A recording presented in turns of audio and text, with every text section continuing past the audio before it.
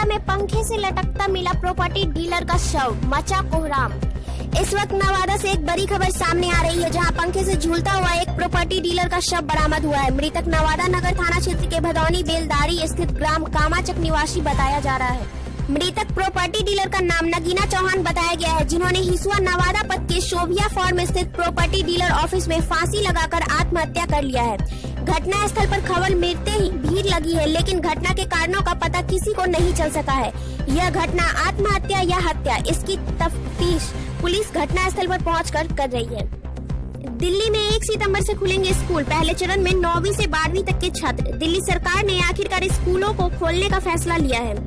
दिल्ली में सबसे पहले 1 सितंबर से 9वीं से लेकर 12वीं कक्षा तक के लिए स्कूल खोले जाएंगे। इसके बाद दूसरे चरण में 8 सितंबर से 6वीं से लेकर 8वीं कक्षा के स्कूल खुलेंगे। सोनपुर, देश और राज्य में जब जब चुनाव का समय आता है तब तब लोकतंत्र, गणतंत्र, मतदान, वोट जैसे शब्दों का रट लगाना शुरू कर दिया जाता है। हालांकि वोट कोई नया शब्द नहीं है, वेदों में भी इसकी चर्चा है। भारत के प्राचीन धर्म ग्रंथों जैसे ऋग्वेद, अर्थवेद और ब्रह्मांड ग्रंथों में गणराज्य की चर्चा है। अभी ग्राम पंचायत चुनाव का डुगडुगी बज चुका है। बिहार राज्य में इसी की चर्चा है। घर से दलान तक, खेत से खलिहान तक, मठ से मंदिर तक, जहां जाए ग्राम पंचायत चुनाव का चर्चा जारी है।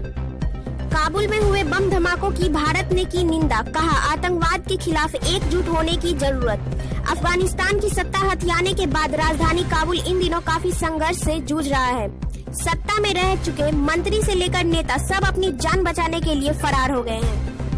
सुप्रीम कोर्ट का निर्देश, नेताओं के खिलाफ सीबीआई मामलों के लिए विशेष अदालतें गठित करे हाई कोर्ट। नई दिल्ली, सांसदों विधायकों के खिलाफ सीबीआई मामलों में धीमी जांच और अभियोजन पर सुप्रीम कोर्ट ने गहरी चिंता व्यक्त की है। इसके साथ ही शीर्ष अदालत ने एजेंसी द्वारा तेजी से जांच और सुनवाई पूरी करने के लिए कई निर्देश जारी किए हैं, जिसमें हाईकोर्ट द्वारा अतिरिक्त विशेष अदालतों की स्थापना शामिल है।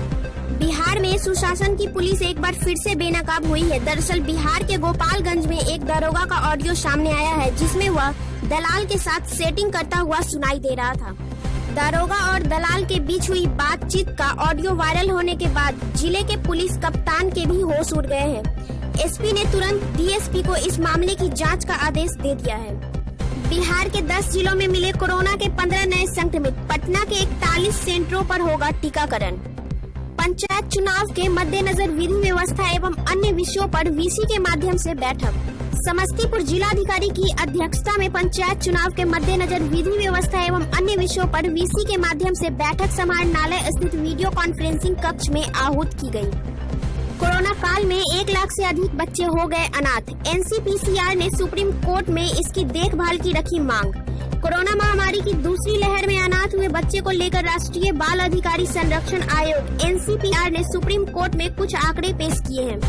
एनसीपीसीआर ने सुप्रीम कोर्ट को बताया है कि अप्रैल 2020 के बाद से कोरोना महामारी में 1 लाख से अधिक बच्चे या तो अनाथ हो गए हैं या माता पिता में से किसी एक को खो दिया है या अभिभावकों द्वारा छोड़ दिए गए हैं। एनसीपीसीआर ने एक अतिरिक्त हल्फनामे में शीर्ष अदालत को बताया कि इन बच्चों को देखभाल और सुरक्षा की जरूरत है।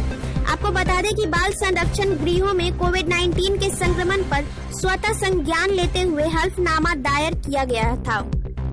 पटना में दरोगा की मौत, मुख्यमंत्री नीतीश कुमार की सुरक्षा में थे तैनात। मिली जानकारी के अनुसार राजधानी पटना में एक दरोगा की मौत हो गई है। मृतक दरोगा बिहार के मुख्यमंत्री नीतीश कुमार की सुरक्षा में तैनात थे। अवर निरीक्षक की मौत पर बिहार के सीएम ने दुख जताया है।